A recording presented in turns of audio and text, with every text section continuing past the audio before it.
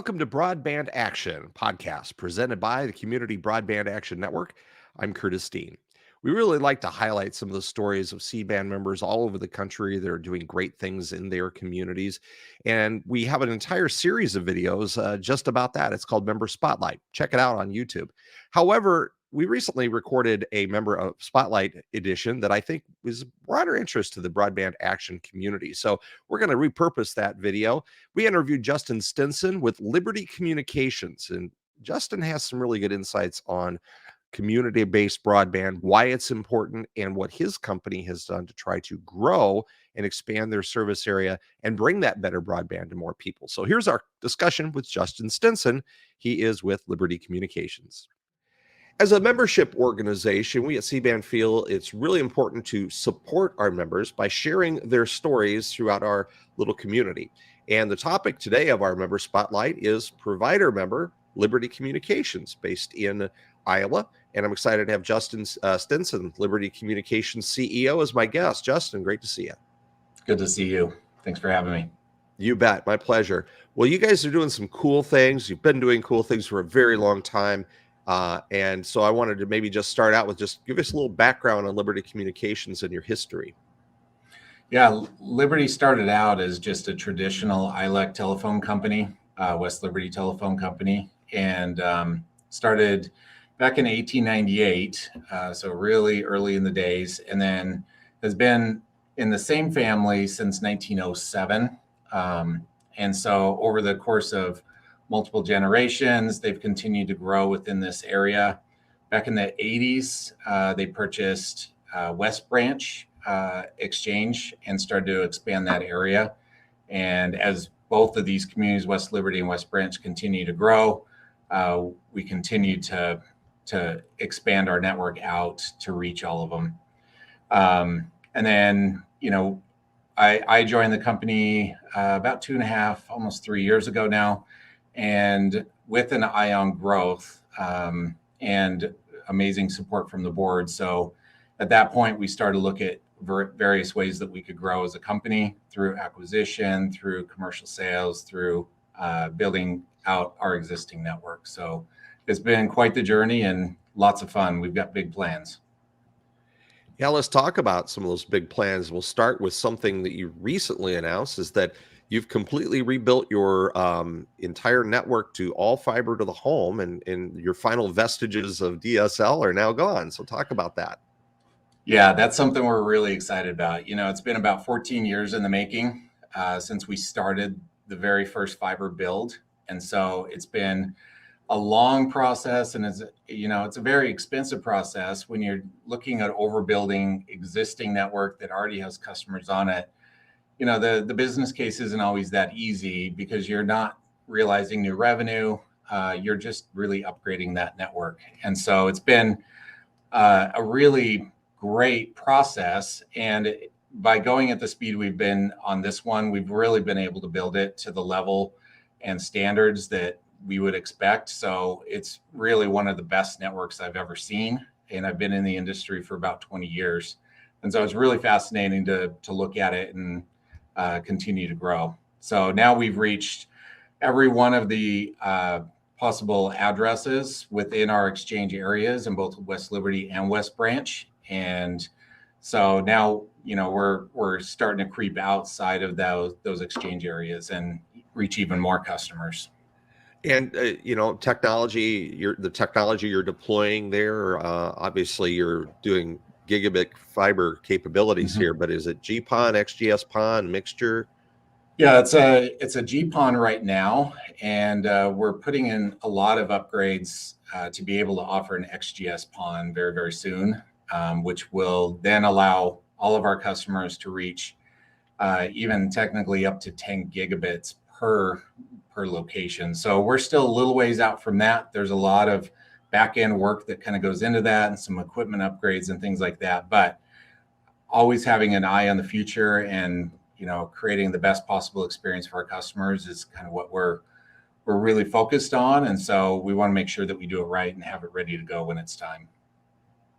Well, in addition to doing great things to rebuild your existing plant, you mentioned your growth that you guys have been experiencing, and one of those was the acquisition of Natel down to Southeast Iowa. Talk about that. What was kind of the strategy behind that acquisition? Yeah, a lot of times in the ILEC world, it's really tough to get your mind around being able to grow outside of your existing area or with neighboring areas. And we saw an opportunity with Natel that they've got a presence in three larger markets, and so we saw it really as a growth opportunity.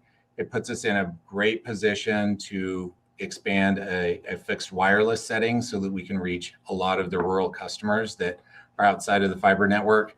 That allows us to build fiber into some of these communities that are fiber starved and just reach a large number of customers that we feel like we can really impact their lives. And we see it as a just a long-term growth plan for us.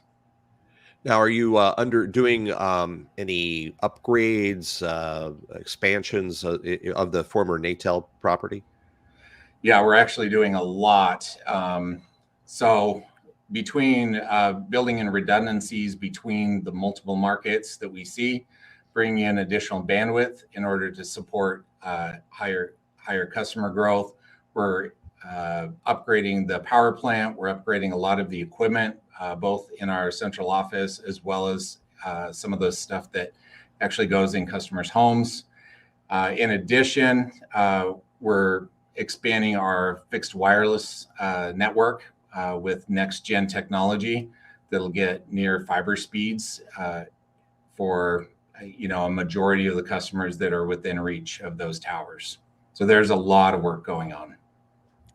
Well, it's always good to hear when someone is a company is doing all they can for those very rural people, because it's a really hard business case to make for fiber. But the fixed wireless technology has advanced quite a bit just in the past few years. So hopefully that'll really allow you to fill some of those gaps in. Yeah, and especially some of the areas down in Southeast Iowa, even with fixed wireless in the past and the previous technology, it's really been tough to reach them. And so, some of the new technology coming out allows you to reach with less than perfect line of sight. And so we see that as a great opportunity to reach some of those hard to reach customers without spending a fortune on building fiber down a dirt road. Like you mentioned, the business case is really difficult in those situations. So if we can reach them and still give them, a really great connection and a great experience from top to bottom, we see that as a great win. Well, in addition to the Natel acquisition and you're rebuilding in your own current service area, you guys have also been participants in the Iowa Broadband Grant Program. And talk a little bit about how that has helped fill in some gaps around rural Iowa. Yeah, actually, especially within the last couple of NOFA, we call them NOFA grants or Notice of Funding Availability. We've had some good success both on the Liberty side as well as our Natel acquisition. So our Natel acquisition, they had just won some of that grant money in order to help build out this next gen technology on the fixed wireless side. And so that's really exciting and helping us accelerate that build even faster. On the Liberty side, it's allowed us to pick up some of the areas that were even more difficult to reach because there are identified census blocks that were difficult to reach and didn't have good connectivity. And so we were able to reach out and access those. And then coming up, end of last year, we were awarded our NOFA 8 grant, which is going to cover kind of the northeast side of West Branch and kind of Highway 1 and things like that. So we see that's already an area that we're very familiar with, and it's an area that is very fiber starved. We've looked at that area for a pretty good period of time. And so this just helps us, make that business case to build in there even stronger. Question for you about us being a small company, a leader of a smaller company, although obviously getting bigger and growing. Um, how do you what do you do to keep track and keep up to date on the latest in technology? Do you are you the technologist of Liberty Communications, the guy who's always looking around for what's next and what's better? I would say I'm probably more of the idea guy. I have a pretty good idea of where I want to go and what we want to accomplish for our customers.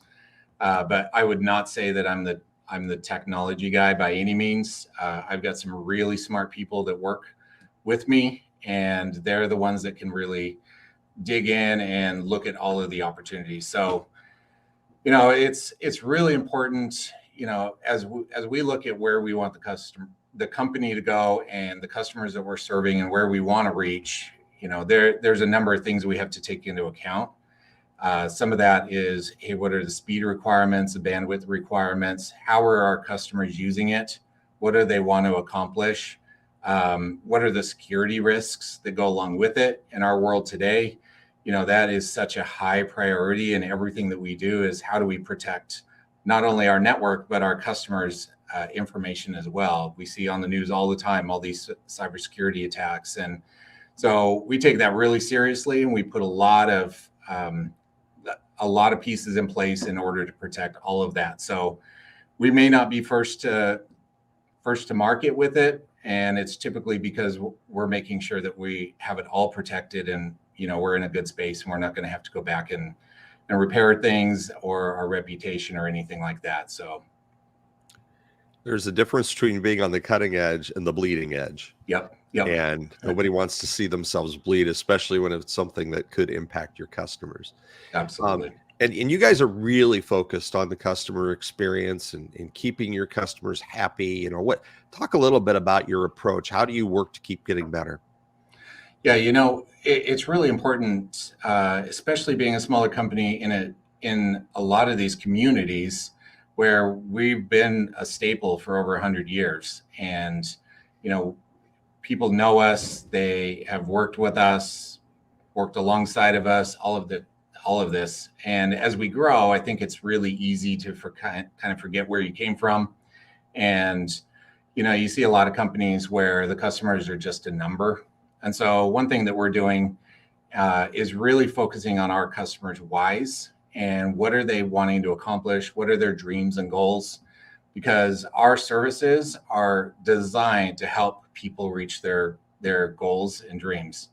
And so, if a customer wants to start a new business, if a kid wants to grow up to be an astronaut, if they're trying to stay in touch with, military personnel on the across the seas, all of these dreams and, important life events all rely on a reliable broadband connection. And so, one thing we're doing is actually reaching out to members of the community. It doesn't even necessarily have to be a Liberty Communications customer, because we really want to understand and make it personal on who people are, what they want to accomplish, and how we can help them get there.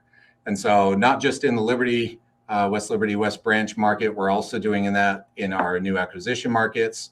So it doesn't have to be anywhere. We just want to understand customers and really what their dreams and goals, because that's something we'll put in our offices, and it helps us keep it top of mind on literally every action that we take, every decision we make is how are we helping these people achieve their dreams. So other than providing great broadband service to the communities you serve, what are some other ways that Liberty Communications becomes involved in your communities? Yeah, we sit on a number of boards within our communities. So we have a lot of involvement with nonprofits, economic development groups. We do a lot of sponsorships and work very closely with the schools in each one of our markets and look for opportunities to enhance that. With seniors within the West Liberty and West Branch school districts, we offer a scholarship, for one scholarship for each one of those schools in order to help them advance their education and achieve their dreams. And so, we tend to be just about everywhere something is going on, and that's really just to stay connected and help wherever we can. So what are some of the challenges that you see for Liberty Communications? I'm sure you have probably some challenges that are common across the industry, but as you shine up the crystal ball and look into the next few years, what are some of the challenges that you'll have to overcome? Yeah, I mentioned security is definitely a big one, and that's going to continue to be a really big one, especially as new technologies come out, such as AI. I see AI as really being a big impact to our industry. I don't think we really fully understand how big it could be. We've essentially scratched the surface with like ChatGPT and some of the technologies in that space that exist today. But I think the amount of bandwidth that's going to be needed and the security risks that kind of come along with that, I think that's going to create a really challenging environment. The other piece is probably from a competitive standpoint, understanding, there's not the borders that used to exist. Back in the day, there used to be like, oh, I won't go into your space and you won't come into my space. Well, with all of this funding and growth of all these different companies and acquisitions and mergers and all this different stuff, it's really created a competitive environment that doesn't look like what it did even 5 years ago.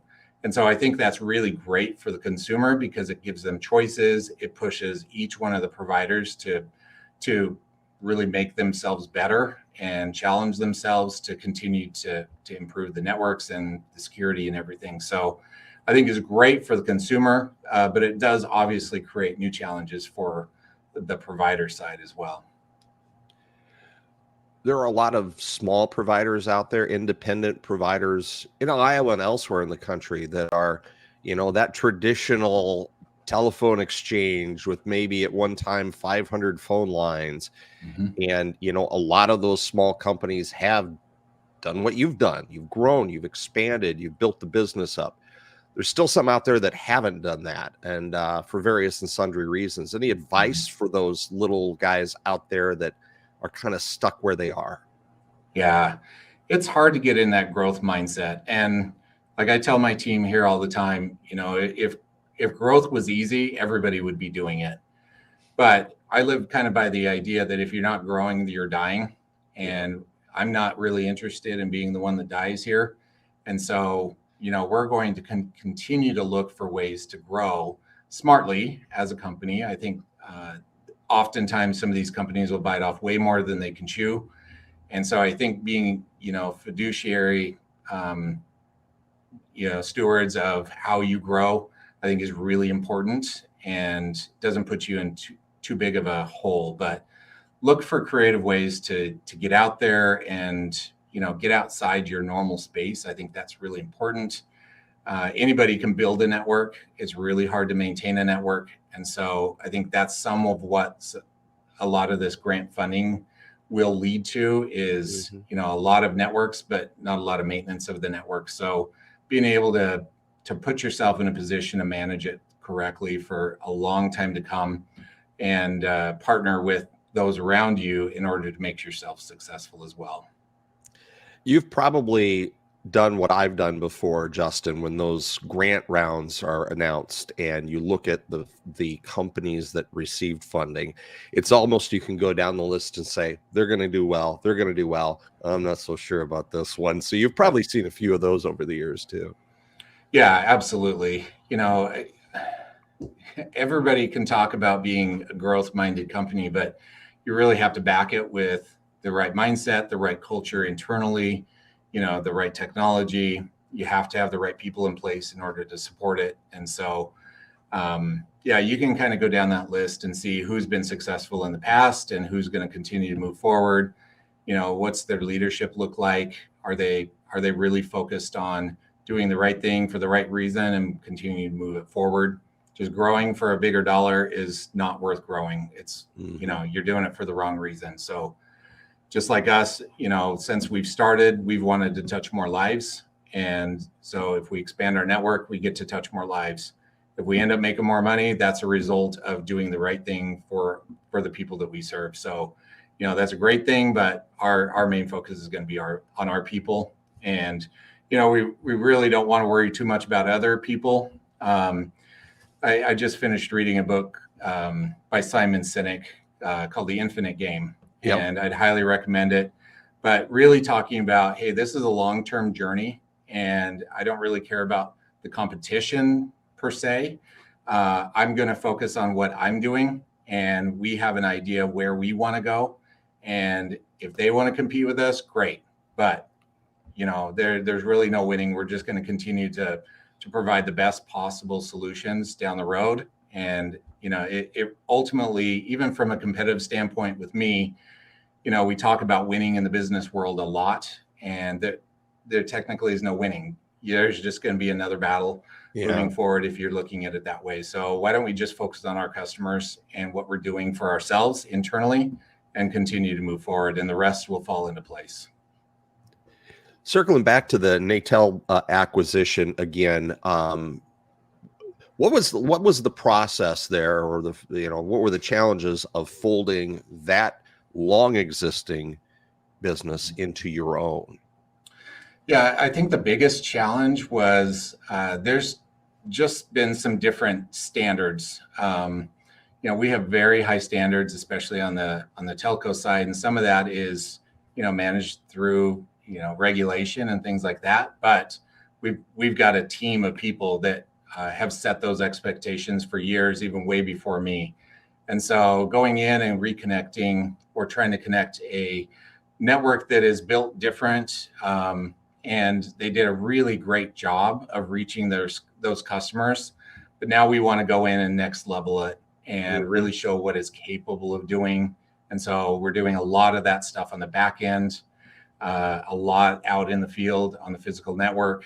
And, I think that's going to really show for the customers that are served on those networks what it's really capable of doing, and become really the most reliable provider they could imagine. Well, it is a great philosophy, and it's one that at CBAN we embrace totally, and that's why we're really excited when you guys decided to become a CBAN broadband provider member. Just for a second here, maybe talk about what you think. What does CBAN mean to you as far as being a member? What are the benefits you think it brings to you as an organization? Yeah, I think it really has an advocate side, a real partner in being able to go after a lot of these rural areas. It really helps keep a focus and create sort of like this, almost like a family atmosphere with other members, in order to communicate and provide feedback on what we're doing and how we're going to continue to do it. So having that advocate in your court can really help move things forward, and just takes one less stress off our plate when we're really trying to focus on the business. Some of that other stuff outside of the business is really helpful to have somebody partner with and help us through it. Great. Well, I appreciate the nice plug there. I got to bring this back up because at one point you talked about we want kids in these rural areas to be able to grow up and be astronauts or whatever. And it looks like you've got one already. I'm not sure if that's a real Liberty Communications astronaut or not, but it's amazing. And your website is, for those of you listening, the Liberty Communications website is just libertycommunications.com. So I would encourage you to visit them and check them out. Obviously, if you're in their area, encourage you to become their customer, because you will love the service that you get from them. And if you're listening to this or watching this and you just want to learn some people who are doing it right for the right reasons, check out libertycommunications.com and learn more. Justin, really a pleasure to have you on today. Appreciate all you do, and appreciate you being on our spotlight today. I appreciate it. Thanks so much. And we'll maybe run into you at a show or two this coming spring. I'll be there. All right. Our guest today has been Justin Stinson. He's the CEO of Liberty Communications, a CBAN broadband provider member, and our topic today for Member Spotlight.